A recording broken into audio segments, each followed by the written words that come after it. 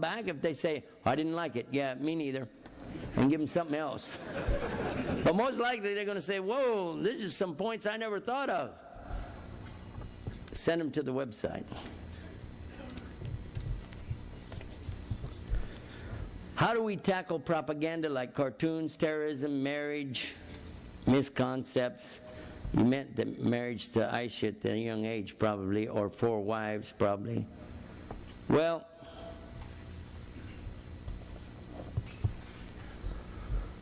I know I've said it over and over tonight. I'll say it again. We've already answered that on our website.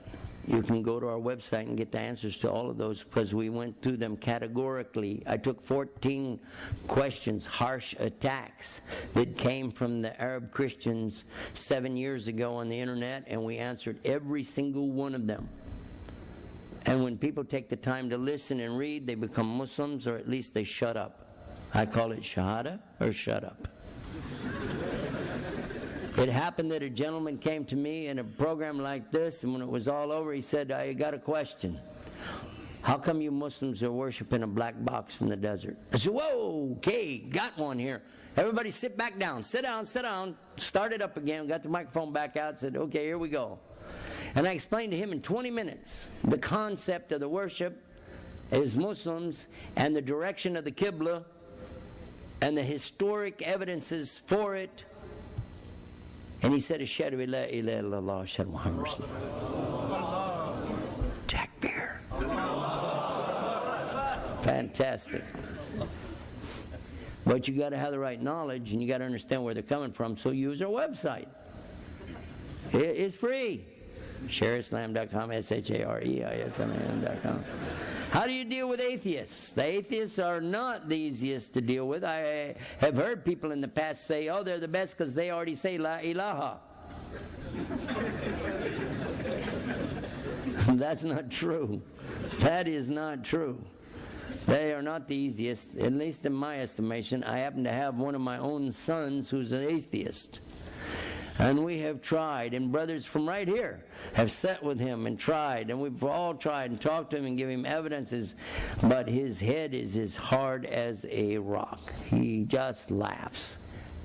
It's up to Allah to guide him, and I keep making dua for him every day. I hope Allah will guide him. You ask about methods to convert. Let me explain something to you. I said it in the beginning, I'll say it again.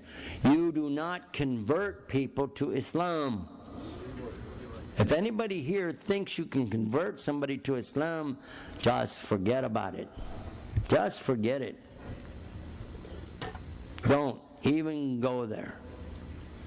Your job certainly is not going to be any different than the Prophet ﷺ.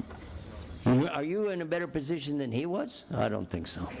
Did he convert people? Absolutely not. There's no such thing as conversion by the sword or by force. It's a reversion back to their original state that they were in when they were born. You're asking somebody to consider a message, that's all. A message from your Creator, which is worship Him and not what He created. That's the message. In a nutshell, you can say it in 2 phrases and put it on a bumper sticker and parade it all over the world. Worship the Creator, not His creations. That's it. Worship the Creator, not the creations. Yes? That's it. It's as easy as that.